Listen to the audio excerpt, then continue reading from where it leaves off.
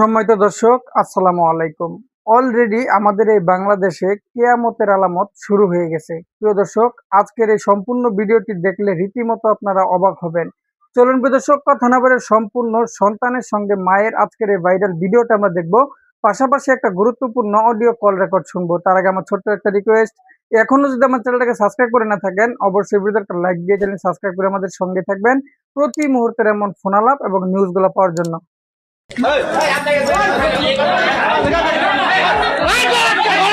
তুমি কি আসলে উনার আগে মা ডাকতে, তুমি নাকি উনার আব্বা ডাকতে? এটা কি কথা সত্য? আমি ধরছি যে তোর তো ভাই পোলা বানাইছ নড়া বড় কি স্বামী প্রবাসে, আর সেই সুযোগে যাকে নিজের সন্তানের মতো লালন পালন করে বড় করেছেন সেই কথিত পালিত সন্তানের সঙ্গে সম্পর্কে জড়িয়ে পড়েন এক সন্তানের জননী। শেষ পর্যন্ত সেই কথিত প্রেমিকের হাত ধরে ঘর ছাড়েন তিনি, কিন্তু দেশে ফিরে স্ত্রীকে খুঁজে বের করে প্রেমিকের সঙ্গে হাতে নাতে ধরে ফেলেন এই প্রবাসী। এরপর সামনে আসে একের পর এক চাঞ্চল্যকর তথ্য।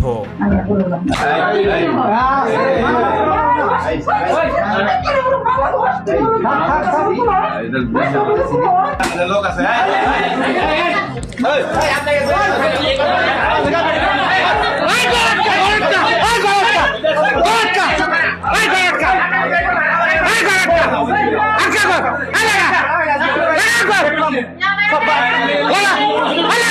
জানা যায় দীর্ঘদিন স্বামী প্রবাসে থাকার সুযোগে ধীরে ধীরে কথিত পালিত সন্তানের সঙ্গে ঘনিষ্ঠ হয়ে ওঠেন এক সন্তানের জননী বন্যা, যাকে দীর্ঘদিন ধরে নিজের সন্তানের মতো লালন পালন করে বড় করেছেন। সময়ের সঙ্গে সঙ্গে সেই সম্পর্কই অন্যদিকে মোড় নেয়। এক পর্যায়ে বন্যার সঙ্গে কথিত পালিত সন্তানের অনৈতিক সম্পর্ক গড়ে ওঠে। দীর্ঘদিন ধরে গোপনে চলতে থাকে তাদের এই সম্পর্ক। ধর্মমার ব্যাপারে এটা রিপোর্ট করে দে। ধর্মমা বানায় মানে মান হয় ভাগে। ওর মায়ে কয় 17-16 বছরের বলে আমরা তো আচ্ছা, আমি একটা কথা বলে না, এই যে যে কথাগুলি বলতেছে, তুমি কি আসলে উনার আগে মা ডাকতে? হ্যাঁ, সত্য কথা বলবে। মা ডাকি নাই, মা ডাকুন। ঠিক আছে, যেমন উনি বলতেছে উনার যে এক্স হাজবেন্ড আছে, উনি বলতেছে তুমি নাকি উনার আব্বা ডাকতে। এটা কি কথা সত্য? রক্তের ভাই বোন মা সারা সবই যাইতেছে, কি করেন? এদিকে প্রবাসী স্বামী দেশে ফেরার প্রস্তুতি নিলে পরিস্থিতি আরো জটিল হয়ে ওঠে। তখনই কথিত প্রেমের সম্পর্ককে পরিণতি দেওয়ার সিদ্ধান্ত নেন বন্যা। এরপর কথিত এই সন্তানের হাত ধরে বাড়ি থেকে পালিয়ে যান তিনি। আমি ধরছি যে তোর তো ভাই পোলা বানাইছ নড়া বড় কি তোমরা কয় ভাই কয় বোন? তুমি কয় নাম্বার?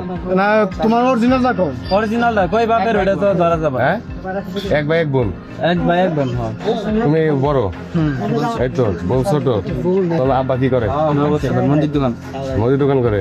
হাতে নাতে ধরা পড়ার পর বন্যার কাছে জানতে চাওয়া হয় কেন তিনি স্বামীকে ছেড়ে কথিত প্রেমিকের সঙ্গে চলে এসেছেন। জবাবে বন্যার দাবি তিনি তার আগের স্বামীকে ডিভোর্স দিয়েছেন, এরপর কথিত প্রেমিককে বিয়ে করেছেন। এটা তোমার কি লাগে? আগে হাজবেন্ড ছিল, এখন উনি আমার হাজবেন্ড। কয়দিন ধরে ডিভোর্স করছো? 2 তারিখ। তুমি লেখাপড়া করছো কোন মন্ত্র? এসএসসি পরীক্ষা দিই। এসএসসি পরীক্ষা দাও না, তাহলে তুই স্মার্ট আছো, লেখাপড়া জানো। এই আইন টাইন কিছু বুঝো? আইন বুঝি। হ্যাঁ, আইন বুঝে ওই যে 3 মাস ধৈর্য ধরলে না খায়। আমি ওনারে ছাড় দিছি, এখন আমার সাথে স্যার চাও তো ঠিক আছে, স্যার তুমি বিয়ে হয়েছে ওটা ঠিক আছে, কিন্তু তোমার 3 মাস 10 দিন যায় না, তোমার তালাকনামা তো এর মতো গ্রহণযোগ্য হয় না, তুমি বিয়ে বলে কেন? দিয়ে অন্যটা চলে গেছি। 7 দিন না গেছে, তুমি এনতে দিছাও, তাও সমস্যা নাই। না গেলি যে আর সমস্যা তা না, উনি পাকবে না পাকুটা না, তুমি তো গেছো না গেছো, তার সিগনেচার করে পাঠাই নাই, কিংবা সিগনেচার করবো না, এটাই নিয়ম দুনিয়ার। এই তুমি ফস করে বিয়ে বললে। আর তোমার ছেলের বয়স কত? 11 বছর। 9 বছর। 9 বছর। এই ছেলের বিদেশ থাকে? জি। কোন জায়গায় থাকে? যাইব কবে? প্রিয় দর্শক, এই হলো বর্তমানে আমাদের এই বাংলাদেশের পরিস্থিতি। পালিত সন্তানের সঙ্গে মায়ের কেমন সম্পর্ক থাকতে পারে, নিশ্চয়ই আজকের এই ভিডিওটি দেখার পর আপনার এইসব বিষয়গুলো বুঝতে বাকি নেই। প্রিয় দর্শক, এই বিষয়গুলো নিয়ে আপনাদের গুরুত্বপূর্ণ মন্তব্যটা জানাবেন। এখন আমরা একটা অডিও কল রেকর্ড শুনতে পারবো। লিয়াকত আলী লিটনের একজন কর্মকর্তার একটা অডিও কল রেকর্ড সোশ্যাল মিডিয়ায় ফাঁস করা হলো। চলুন প্রিয় দর্শক, কি বিষয় ছিল আজকের এই ফোনের কথোপকথনগুলো, না টেনে শেষ পর্যন্ত শুনবো। এই সম্পূর্ণ ফোনটা শোনার পর আমরা ভিডিওর লাস্টে কথা বলবো। লুচ্চা, যেদিকে তোমার চোখ যায় সেদিকে যাচ্ছ। আমার তো রূপবতী খুঁজো। এসব কি তোমার বয়সে এখনো মানায়? চলাফেরা তো সবাই সাথে করো। তুমি টাঙ্গাইল যাও। তোমার টাঙ্গাইল আছে, তোমার ওই বেনাফুলের কাছে নাকি কোথায় এলাকার নাম বললো, উত্তরে আছে। সবার কাছে তো যাও তুমি, কত মেয়ের কাছে যাও নাই তুমি জীবনের লাইফে? আমি তোমাকে কালকে ওইখানে বলছি, দেখো পাপ করতে করতে পাপের ওজন বেশি হয়ে গেছে। আর পাপ করো না।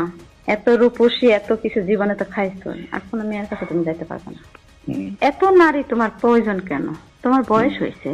যেমন তুমি সেদিন আমার সাথে থাকছো, আমার তৃষ্ণা মিটে গেছে। আমি তোমাকে মনতে ভালোবাসছি। আমি চাই না 10-এর সামনে তোমাকে আমি দুইটা ব্যবহার খারাপ করি। এই জন্য আমি সামথিং একটু গেলাম তোমার কাছে, যে যাই আমি সামনে যাই। তোমার দেহ তো আমার লোভ আছে, বলো যে আমাকে প্রত্যেক দিন ডাকে বা প্রত্যেক মুহূর্তে আমাকে চায়। আমি তোমাকে ইউজ করছি কয়দিন? 3 দিন। 3 দিন ইউজ করছো আমাকে? 3 দিন? কয়দিন কয়দিন কো? তোমার একটা জিনিস বোঝা দরকার যে আমরা রাজনীতির সাথে জড়িত এখন বর্তমান, এবং মনে করো আমি আগে একটা পর্যায়ে ছিলাম, এখন একটা পর্যায়ে আমার মনে করো ইউনিয়ন বিএনপির আহ্বায়ক একটা পোস্ট আমার লাগিয়েছে, এটা বড় ধরনের একটা পোস্ট লাগিয়েছে। এখন এই দিন নিয়ে যদি মনে করো যে যদি হয়, দল থেকে তো সাসপেন্ড হবই। মানে কোনো কিছুতেই না। তুমি লুচ্চা, যেদিকে তোমার চোখ যায় সেদিকে যাচ্ছ। কিন্তু আমি তো লুচ্চামতি। তুমি আমার কি? তোমার কথার অবাধ্য আমি কখন হয়েছি সে কথা আমি কিন্তু তোমার কথা তুমি লুচ্চামতি করছো। আমার তো রূপবতী খুঁজো। এসব কি তোমার বয়সে এখনো মানায়? আমি তোমার বলি, ঠিক আছে, আমি লুচ্চামি করি, এটা কি ভাঙড়ের কোনো লোক বলতে পারবে? ওই একমাত্র সিএনজি স্ট্যান্ডের, আমি বলি ওই সিএনজি স্ট্যান্ডের ওই সব ওই নেশাখোর, ওই ইয়াগোর, এগুলো ছাড়া একটা লোক বলতে পারবে না যে আমি যদি তোমার মিডিয়া নিয়া তারপরে প্রকাশে সবকিছু দিয়া আমি মরণ পেয়ে কালকে গেছি, বুঝছো? প্রকৃত ভালোবাসার মানুষকে মানুষ এইভাবে একটা সিনকেট করে। তুমি আরেকজন যদি আমাকে করতে বলতো কেন? কারে? দীপনরে বলো না। মিডিয়া নিয়ে যা দেখাবো, তারপরে তুলে নিয়ে যাবো, এই আত্মহত্যা করবো, এটা করবো, সেটা করবো। আমার তো ব্রেনেই খেলে না যে কি এগুলো, এটা কোনো কথা হইলো? বলো, শান্ত মনে কথা বলো। না, শান্ত মনে তো কথা বলতেছি। হ্যাঁ বলো। এখন তুমি কি করতে চাচ্ছ সেটা বলো। কি বলবো? তুমি আমাকে ছায়া হিসেবে থাকবা। আমি আর তোমার কিছু চাই না। তোমার কখনো আমি তোমার ইতে যাব না, কখনো না। আমি না, এই কালুকও দরকার নাই, এই দোলনেরও দরকার নাই, ঠিক আছে, ওই হাদেরও দরকার নাই। দরকার আছে না। না, মাঝখান দিয়ে কি হবি? তোমারও হলো দুর্নাম হবি, আমারও দুর্নাম হবে, তাই হবি না?